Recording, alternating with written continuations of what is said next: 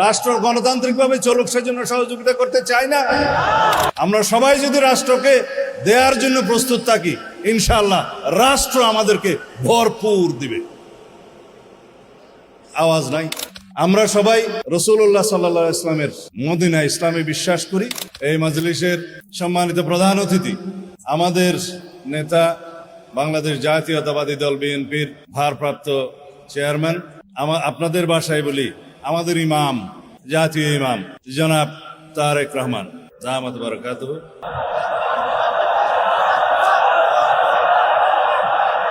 হাজিরানে মজলিস ওয়া নাজরিন, আসসালামু আলাইকুম ওয়া রাহমাতুল্লাহি ওয়া বারাকাতুহু। আমি খুবই সংক্ষিপ্ত বক্তব্য দেব। আপনাদের দাবি দেওয়ার বিষয়ে আল্লাহ রাব্বুল আলামিন আমাদেরকে যদি রাষ্ট্র পরিচালনার দায়িত্ব দেন, রাষ্ট্রীয় ভাতা ইত্যাদি কি হবে আমার নেতা কথা বলবেন। আমি শুধু আপনাদের এখানে কিছু কানুনি বিষয় আছে, ওনার সুবিধার্থে আমি কয়েক মিনিট বিশ্লেষণ করে তারপরে বক্তব্য শেষ করব। এখানে যে 7টা দফা দাবি দিয়েছেন, আপনারা 1 নম্বর বলেছেন রাষ্ট্র পরিচালনার ক্ষেত্রে ইসলামী শরিয়াকে সর্বোচ্চ গুরুত্ব দিতে হবে এবং আপনারা ভিন্ন ধর্মাবলম্বীদের ন্যায্য অধিকার নিশ্চিত করার কথা বলেছেন। খুবই ভালো করেছেন। আমরা গণতান্ত্রিক রাষ্ট্রে, আধুনিক রাষ্ট্র পরিচালনার যে ধারণা, সেই রাষ্ট্রের সকল নাগরিকদের, ধর্মাবলম্বীদের, ধর্মবর্ণ সকলের অধিকার, আচার অনুষ্ঠান নিশ্চিত করার দায়িত্ব অবশ্যই নিতে হয়।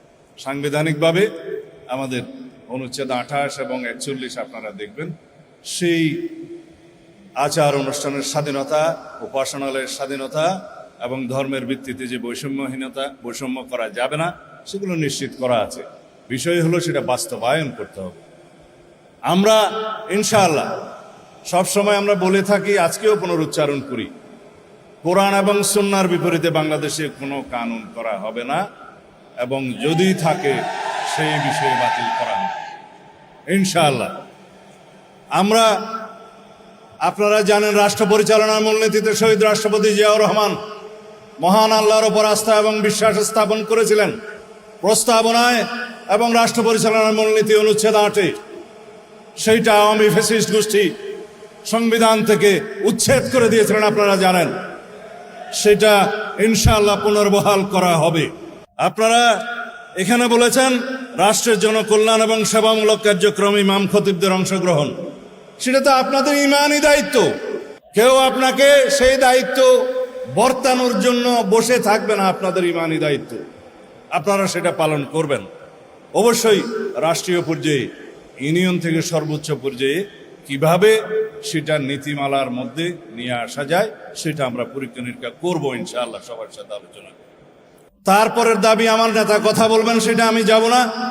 রাষ্ট্রীয় ভাতা কিভাবে কি করা যাবে আমার নেতা অবশ্যই আপনাদের সাথে কথা বলবেন।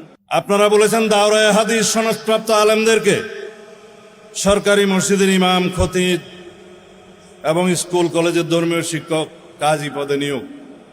এগুলো যদি নীতিমালা এবং আইন কানুনে স্পষ্ট উল্লেখ না থাকে, সেগুলো জাতীয় সংসদে আপনাদের সকলের সাথে আলাপ আলোচনা করে কিভাবে নীতি প্রণয়ন করা যায়, আইন প্রণয়ন করা যায়, সেই বিষয়টা আমরা সেটা আবশ্যিকভাবে দেখবো ইনশাআল্লাহ। এখানে তো তালি দেওয়ার কোনো মাহল নয়, সেই জন্য আপনারা অন্তত মারহাবা বলতে পারেন। বলেছেন ওয়াকফ সম্পত্তি অপব্যবহার রোধে। এগুলো বাংলাদেশে বিদ্যমান ওয়াকফ প্রশাসন এবং ওয়াকফের যে আইন কানুন আছে, সেখানে প্রয়োজনীয় সংশোধনী আনয়নের জন্য অবশ্যই পরীক্ষা নিরীক্ষা করতে হবে। এখন এখানে যদি আমরা কোনো কিছু বিষয় বলি অথচ আইনে ইতিমধ্যেই আছে, সেই বিষয়টা অশুদ্ধ হয়ে যাবে। এখানে যেহেতু ওয়াকফ এস্টেট এবং ওয়াকফ সম্পত্তি, এটা ধর্মীয় আইন, এটা কিভাবে সুচারুরূপে পরিচালনা করা যায়, বাস্তবায়ন করা যায়, সেখানে ধর্মীয় নেতাদের, ইমাম খতিবদের কিভাবে অংশগ্রহণ নিশ্চিত করা যায়, সেটা অবশ্যই দেখা হবে ইনশাআল্লাহ। উপযুক্ত প্রমাণ তদন্ত ছাড়া ইমাম, খতিব, মুয়াজ্জিম এবং কোনো আলেমকে গ্রেফতার করা যাবে না। কিন্তু অন্য কাউকে কি গ্রেফতার করা যাবে? উপযুক্ত তথ্য প্রমাণ ছাড়া, প্রাথমিক তদন্ত ছাড়া রাষ্ট্রের কোনো নাগরিককে গ্রেফতার করা যায় না। ইমাম, খতিব তো বহুত দূর কি বাত। কিন্তু আপনারা দেখেছেন বিগত আওয়ামী ফ্যাসিস্ট ইসলাম বিদ্বেষী এবং আলম বিদ্বেষী যে ফ্যাসিবাদী অবৈধ সরকার ছিল, তারা দাড়ি টুপির বিরুদ্ধে ছিল, তারা আলেম বিদ্বেষী ছিল, তারা যে কাউকে ধরে নিয়ে এসে জঙ্গি বানানোর নাটক করত। সেই বাংলাদেশ তো এখন নাই। বাংলাদেশের গণতান্ত্রিক নবযাত্রা শুরু হয়েছে। এখানে আমরা সবাই হামসফর, আমরা সবাই একসাথে থাকবো ইনশাআল্লাহ। এই দেশে আইন কানুনের ব্যত্যয় ঘটিয়ে কোনো বেআইনি কাজ কাউকে করতে দেয়া হবে না ইনশাআল্লাহ। যেমন ধর্মীয় ও নৈতিক শিক্ষক নিয়োগের ক্ষেত্রে প্রাথমিক পর্যায়ে, সেটা আমরা ইতিমধ্যে আমার নেতার সাথে কথা বলে একটা অনুষ্ঠানে আপনাদের সামনে ঘোষণা দিয়েছিলাম।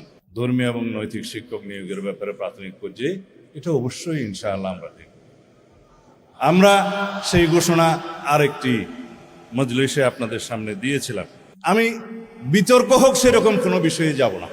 আমরা সবাই রাসূলুল্লাহ সাল্লাল্লাহু আলাইহি ইসলামের মদিনা ইসলামে বিশ্বাস করি এবং আমরা বাংলাদেশে যত ফিরকা ফিতনা আছে এগুলোর অবসান চাই। অবশ্যই আপনারা সম্মিলিতভাবে সেভাবে কাজ করবেন। কোনো রকমের যাতে রাজনৈতিক বক্তব্য, আপনারা যে মসজিদের ইমাম, আমরা এটাকে দিন এবং দিনিয়াতের চর্চা কেন্দ্র হিসেবে প্রতিষ্ঠা করেছি। আল্লাহ রাব্বুল আলামিন রাসূলুল্লাহ সাল্লাল্লাহু আলাইহি ওয়াসাল্লামের মাধ্যমে সেটা শুরু করেছেন, প্রতিষ্ঠা করেছেন। এখানে আমরা যেন দুনিয়ার কোনো কার্যক্রমকে প্রশ্রয় না দিই, আপনারা সবাই খেয়াল রাখবেন।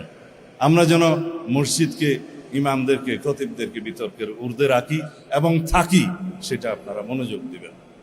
রাজনৈতিক চর্চার জন্য বহু কেন্দ্র আছে, যাতে কোনো বিতর্ক না হয় সেভাবে আপনারা দয়া করে এই বিষয়টা খেয়াল রাখবেন।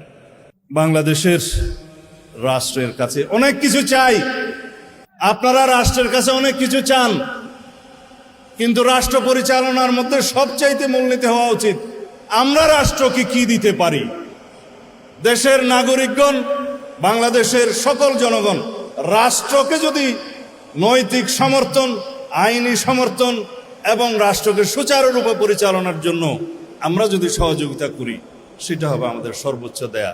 শুধুমাত্র আমরা সবাই সকল শ্রেণী পেশার মানুষ দাবি আদায় করার জন্য রাস্তায় নেমে যাই, রাষ্ট্রের কাছে চাই, অথচ আমরা রাষ্ট্রকে কিছুই দিতে চাই না, সেটা হয় না।